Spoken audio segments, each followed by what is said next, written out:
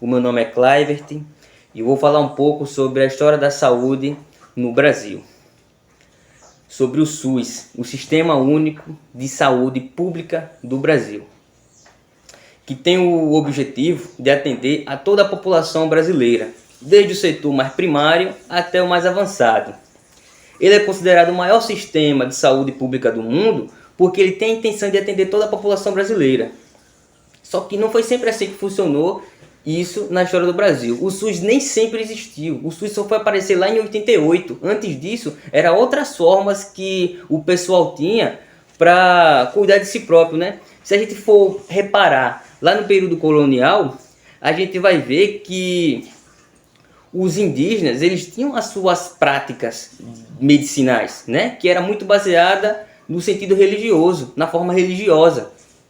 O pajé fazia lá os seus rituais, ele usava algumas ervas medicinais para tentar curar e cuidar da tribo. Assim também como o curandeiro africano que chegou no Brasil posteriormente. Já os portugueses, eles tinham alguma técnica um pouco mais avançada, que era derivada de Hipócrates e Galeno, os pais da ciência, né?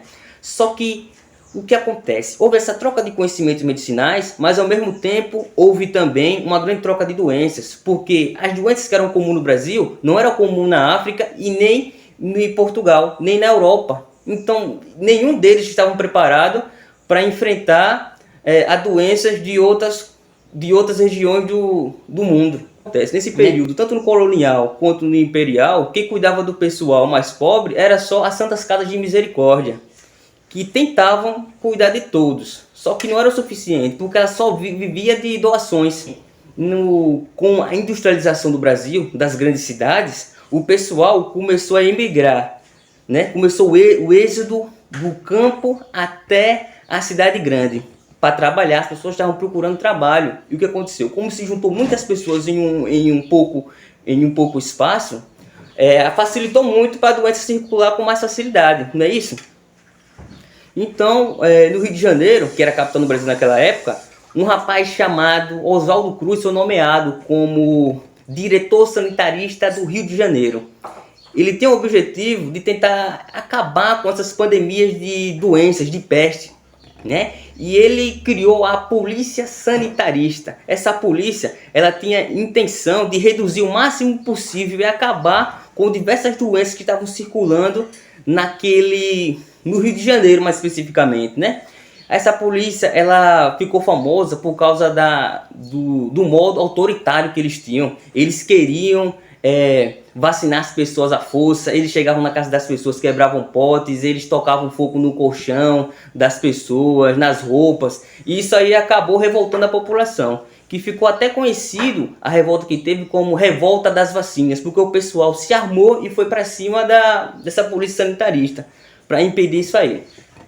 Um pouco mais à frente, a gente vai ver que Getúlio Vargas, ele criou o INPS, Instituto Nacional de Previdência Social, que além de outras coisas, ele tem o objetivo de dar saúde grátis ao pessoal que tem a carteira assinada, mas somente eles, o resto da população não tinha direito a isso aí. Posteriormente, os militares criaram o INAMPS, que era uma melhoria desse programa criado por Getúlio Vargas. E assim foi passando a história até chegarmos em 1988 com a Constituição, que estava lá escrito que a saúde é dever do Estado e direito de todos. Olá, meu nome é João e eu vou falar sobre a legislação do Sistema Único de Saúde, o SUS. O SUS é uma PPS, ele é uma política pública de saúde, né? Política é uma ação do governo regulamentada por normas pública, ele tem foco no povo, é igualitário, é universal e de saúde, para promover proteção contra doenças e bem-estar. Isso que eu acabei de falar está escrito no artigo da Constituição, é o artigo 196, e ele fala exatamente isso que eu disse. A saúde é um direito de todos e dever do Estado garantir mediante políticas sociais e econômicas que visam a redução de doenças e outros agravos. É um acesso universal e igualitário às ações e serviços para sua promoção, proteção e recuperação. Isso é o que está escrito no artigo 196. Na Constituição, o SUS vai do artigo 196 até o 200. E do 197 para baixo é mais sobre a parte administrativa, como que eles vão pagar o pessoal.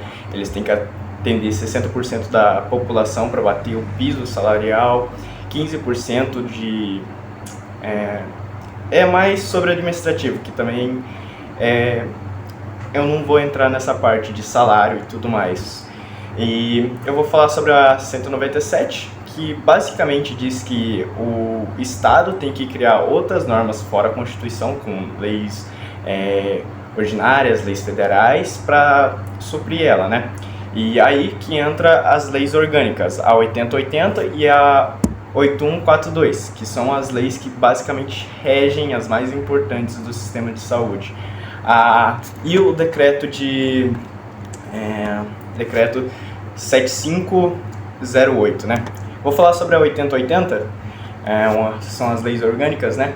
A 8080 e a 8142, elas basicamente falam sobre novamente, incluir todo mundo, que a saúde é um direito universal, e as áreas que ela deve ter ação, né, como vigilância sanitária, vigilância epidemiológica, que é normalmente aquelas pessoas que vêm na sua casa para ver se tem mosquito da dengue ou não, e saúde do trabalho, assistência terapeuta integral, saúde bucal, né, que também aí nos postos de saúde tem os profissionais de odontologia fazendo uma revisão nos dentes, e isso é garantido na lei 8080. Há mais coisas, mas basicamente é sobre a execução do SUS. Já a lei orgânica de 8142, ela trata mais sobre o conselho de saúde, a conferência, em como que eles vão administrar isso, né? Sobre em 4 anos eles têm que entrar em reunião para ver como que vai ser o segmento social, como que o SUS vai prosseguir, como que vai ser a parte financeira. Isso daí no Ministério da Saúde entra também a parte do Conselho Nacional de Secretários Municipais de Saúde, que é o CONAMCIMAS, né? O Conselho Nacional de Secretário de Saúde, que é o CONAS, e eles todos vão se juntar com o Poder Legislativo e o Executivo para ver como que vai proceder o SUS. Já o decreto decreto 7.508, ele é mais sobre regulamentação da Lei 8080, né? Tanto que no primeiro artigo dele é sobre isso, a regulamentação da Lei 8080. E basicamente é a mesma coisa que a Lei 8080, é sobre como o sistema de saúde deve seguir, como que são as ações. É isso, basicamente é isso. Oi, gente! Espero que vocês estejam super bem. Para quem ainda não me conhece, eu sou a Evelyn Rufino, advogada. Eu atuo na área do direito médico. E a convite da Ellen, eu estou aqui hoje para conversar com vocês um pouquinho sobre o transplante de órgãos no Brasil. Mas, como os colegas ficaram encarregados de trazer para vocês essa parte mais introdutória, legislativa, mostrar o motivo, a importância de discutir esse tema e de apresentar também como que esse processo de transplante funciona aqui no Brasil, a minha função aqui hoje é fazer com que vocês reflitam e trazer também alguns aspectos mais práticos e emblemáticos que envolvem esse tema. A gente vai conversar um pouquinho sobre um aspecto que é bem problemático, que é a comunicação com a família, que é a coleta do consentimento dos familiares para que os profissionais possam efetivamente dar sequência ao transplante de órgãos, né? Vocês devem se lembrar que a gente teve uma aula sobre bioética, uma aula bem rapidinha sobre a autonomia do paciente. Eu trouxe para vocês, apresentei para vocês o porquê esse aspecto é tão importante, o contexto histórico, o porquê existe isso hoje no nosso ordenamento jurídico. A gente conversou também um pouquinho sobre os aspectos práticos da bioética e o quanto ele reflete nas decisões do profissional da saúde, tanto do médico, dos enfermeiros, do corpo clínico como um todo, né? E aqui não é diferente. Inclusive, utiliza-se muito da bioética para que o profissional consiga conversar com os familiares de forma assertiva e para que ele conquiste, né, essa autorização, porque de fato é uma conquista, não é uma simples assinatura em um termo de consentimento, é todo um processo informacional que é realizado, porque afinal de contas não é tão simples quanto parece obter o consentimento, a autorização dos familiares. Então, como eu disse para vocês, aqui neste contexto do transplante de órgãos, a gente se direciona para a família do ente querido. Então, são eles que irão autorizar a captação do órgão do seu ente querido. Hoje, a principal razão pela não captação dos órgãos dos pacientes ocorre em virtude da recusa dos familiares. No Brasil, a taxa de recusa chega a ser de 70% nas áreas mais desenvolvidas do país, o que significa que nós temos um problema que precisa ser resolvido. E a primeira forma de resolver esse problema é através da divulgação de informações, informando a população sobre como de fato funciona o processo de transplante. Muitas pessoas têm uma visão distorcida, muitas pessoas inclusive não acreditam que de fato o órgão retirado será encaminhado para a pessoa que está na fila de transplantes, né? Muitos pensam que existe um mercado negro envolvido ali na compra ilegal de órgãos, mas na realidade não é isso que acontece. É só uma fake news que circula por aí e que as pessoas acreditam. Então, o primeiro passo é realmente executar projetos como este que vocês estão fazendo hoje para conversar com as pessoas e levar informação de qualidade, informações verdadeiras, para que aos poucos a gente vá conscientizando a população e, consequentemente, quebrando objeções e quebrando essas crenças. E, em segundo lugar, nós temos a capacitação, o treinamento dos profissionais da saúde. Então, o processo de obtenção do consentimento, da autorização dos familiares, trata-se mesmo de um processo. Não é o simples ato de entregar para os familiares um termo de consentimento cheio de termos técnicos, né, achando que é uma mera burocracia, porque não é assim que funciona. É de fato um passo a passo que deve ser realizado para obter a autorização desses familiares. Então, segundo as diretrizes básicas da Associação Brasileira de Transplante de Múltiplos Órgãos, ela diz que para obter sucesso na obtenção do consentimento dos familiares, existem 3 principais fatores que o profissional da saúde deve levar em consideração. O primeiro deles é a predisposição à doação de órgãos. O que isso significa? Significa que o profissional precisa analisar se, enquanto o paciente estava em vida, se ele já manifestava vontade de realizar o transplante de órgãos, né? Se eventualmente ele já conversou com algum familiar, ou quem sabe se ele já deixou, inclusive, escrito em um documento, através de um testamento vital ou de uma diretiva antecipada de vontade. E muitas vezes o paciente já tem esse documento registrado, inclusive em cartório. Basta apenas que algum familiar tenha conhecimento para executar as vontades desse paciente, né? Então, o profissional, ele precisa estar atento sobre esse contexto de vida em que o paciente estava inserido, se ele já comunicou alguma coisa, alguma vontade, ou inclusive se ele já disse desde o começo para todos os familiares que ele não queria fazer nada, que ele queria ficar bonitinho, intacto ali, né? Também uma possibilidade. Pode ser que ele tenha registrado isso, inclusive, em um documento registrado em cartório.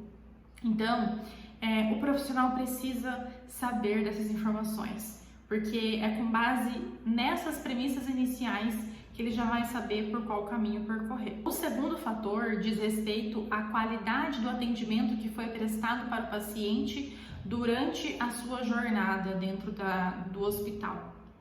Então, se eventualmente esse paciente foi negligenciado, se os familiares entendem que por algum motivo ele não foi tratado de uma forma digna, que ele foi desrespeitado em algum momento, ou até mesmo a própria família ali, isso já compromete essa tomada de decisão. Então é como se fosse um efeito cascata. É por isso que eu sempre digo que a jornada do paciente não pode ser negligenciada. A comunicação com a família tem que sempre ser a mais assertiva possível. Comunicação é tudo, gente. Gravem isso para a vida de vocês.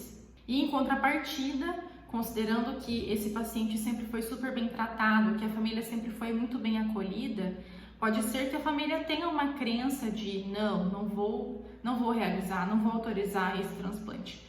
Mas em virtude desse contexto favorável, pode ser que ela mude de opinião, pode ser que ela perceba que ela irá causar benefícios para a vida de uma outra pessoa. Então, essa família se torna um pouco mais flexível, mais maleável para realizar a autorização. E em terceiro lugar, nós temos a habilidade do entrevistador.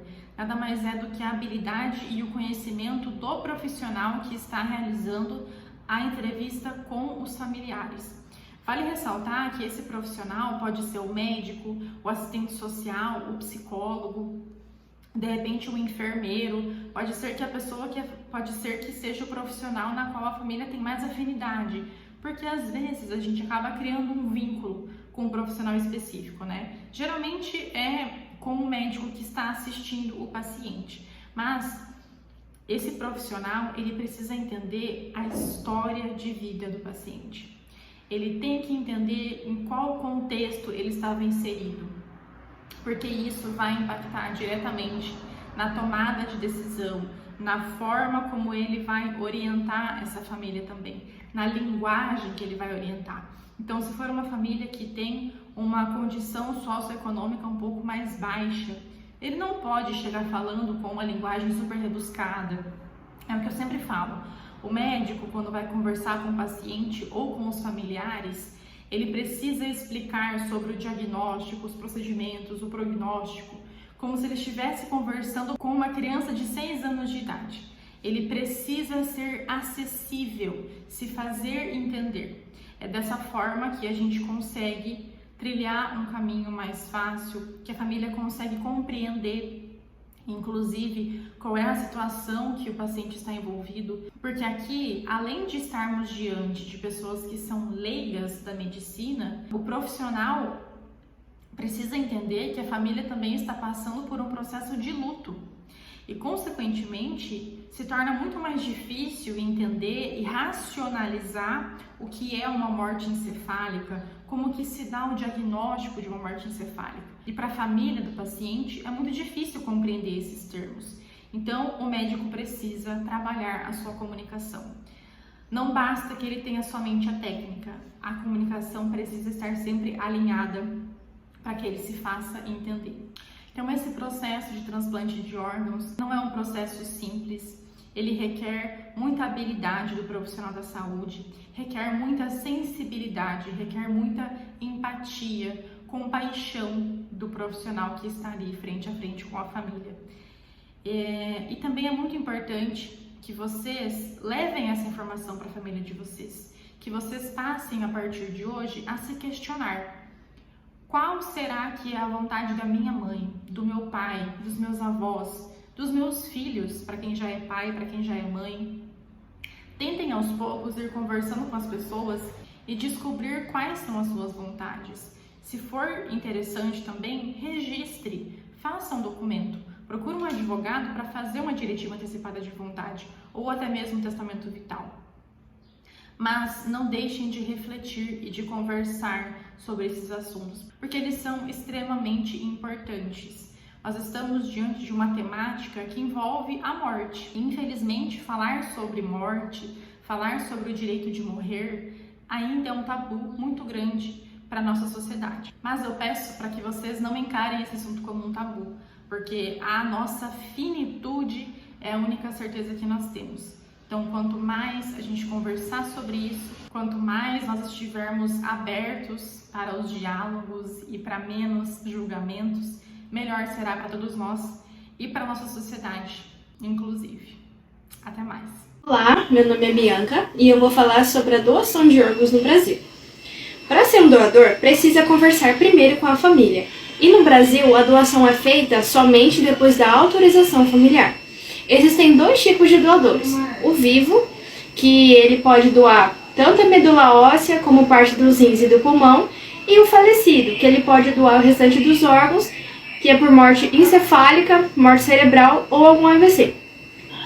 Pela lei, parentes até o 4º grau e cônjuges podem ser doadores e não parentes somente com autorização judicial.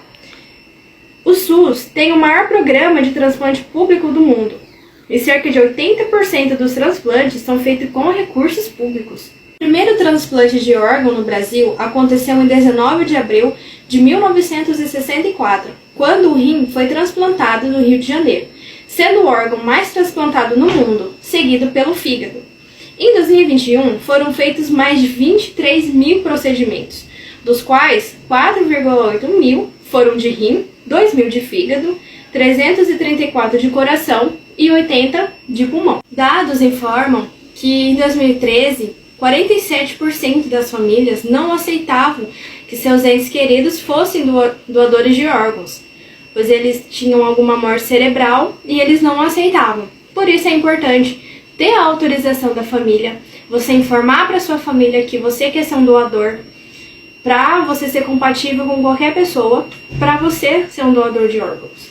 Olá, meu nome é Ellen e eu vou falar como funciona a fila de transplantes no Brasil. Bom, vale ressaltar que o Brasil é referência mundial na área de transplantes e possui o maior sistema público de transplantes do mundo. O Brasil é o 2º maior transplantador do mundo, ficando apenas atrás dos Estados Unidos. Segundo o Ministério da Saúde, no primeiro semestre de 2023 foram realizados 206 transplantes de coração no país. Atualmente, mais de 60 mil pessoas aguardam por um órgão para transplante e 370 pessoas aguardam por um coração para transplante no país. Bom, e como funciona a fila de transplantes aqui no Brasil? No Brasil, existe uma fila de transplantes e essa é uma das filas rigorosamente respeitadas e tem uma ordem que é impossível comprar ordens acima, ou seja, não tem como pular o seu lugar. A fila, ela obedece à urgência do problema. Então, por exemplo, se tem uma pessoa na fila com insuficiência cardíaca, isso pode causar problemas graves a ela ou até mesmo óbito, ela pode sim passar na frente de uma pessoa que está com um problema menos grave. Então, o coração ou outro órgão mesmo, ele vai por margem de compatibilidade por cada pessoa. Então, essa é a ordem da fila. Ou seja, pode chegar o coração numa pessoa e não ser compatível. Então, se a pessoa falar assim, não, esse coração não serve para mim, então vai para a próxima pessoa que está precisando de um coração ou de qualquer outro órgão. Os pacientes, pelo meio do Sistema Único de Saúde, recebem assistência universal, integral e gratuita, incluindo exames antes do operatório, assistência médica, acompanhamentos e medicamentos pós-transplantes.